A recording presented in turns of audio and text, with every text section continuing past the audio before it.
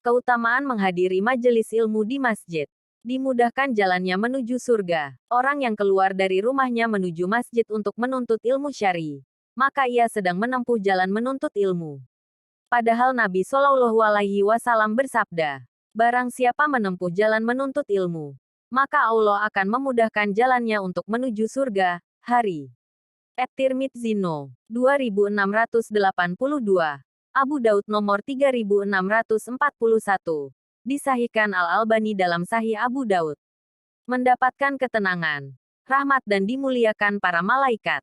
Orang yang mempelajari Al-Quran di masjid disebut oleh Nabi Shallallahu Alaihi Wasallam akan mendapat ketenangan, rahmat dan pemuliaan dari malaikat.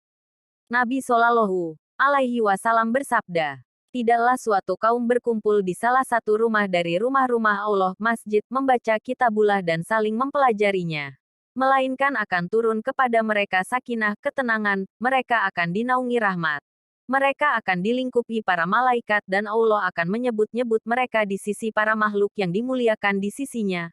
Hari Muslim No. 2699.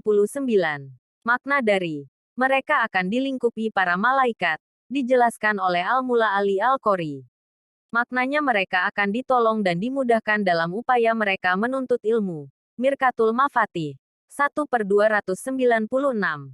Barang siapa yang memasuki masjid kami ini, Masjid Nabawi, untuk mempelajari kebaikan atau untuk mengajarinya, maka ia seperti mujahid fisabilillah. Dan barang siapa yang memasukinya bukan dengan tujuan tersebut, maka ia seperti orang yang sedang melihat sesuatu yang bukan miliknya. Hari Ibnu Hibban nomor 87. Dihasankan Al-Albani dalam Sahih Al-Mawarid 69. Dicatat sebagai orang yang salat hingga kembali ke rumah. Jika seorang berangkat ke masjid berniat untuk salat, kemudian setelah salat ada pengajian, majelis ilmu, maka selama ia berada di majelis ilmu dan selama ada di masjid, ia terus dicatat sebagai orang yang sedang salat hingga kembali ke rumah. Rasulullah Shallallahu Alaihi Wasallam bersabda, jika seseorang berwudu di rumah, kemudian mendatangi masjid, maka ia terus dicatat sebagai orang yang salat hingga ia kembali. Dicatat amalannya di Iliyin.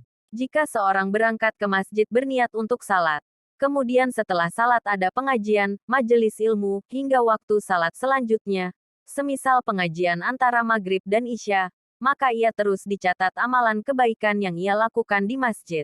Di Iliyin. Rasulullah Shallallahu Alaihi Wasallam bersabda, seorang yang setelah selesai salat di masjid kemudian menetap di sana hingga salat berikutnya, tanpa melakukan lagun, kesia-sian, di antara keduanya, akan dicatat amalan tersebut di Iliyin. Hari Abu Daud nomor 1288. Dihasankan Al-Albani dalam Sahih Abu Daud. Dijelaskan oleh Syekh Sulaiman bin Amir Ar-Ruhaili Hafizahullah. Catatan amal di Iliyin adalah catatan amal yang tidak akan rusak dan tidak akan dibuka hingga hari kiamat. Tersimpan awet, tidak akan terkurangi sedikit pun. Dan tentu saja orang yang menuntut ilmu di masjid akan mendapat semua keutamaan menuntut ilmu secara umum yang ini jumlahnya banyak sekali. Semoga Allah Ta'ala menambahkan semangat kepada untuk terus menuntut ilmu syar'i, terutama di zaman penuh syubhat dan fitnah ini. Semoga Allah memberi taufik.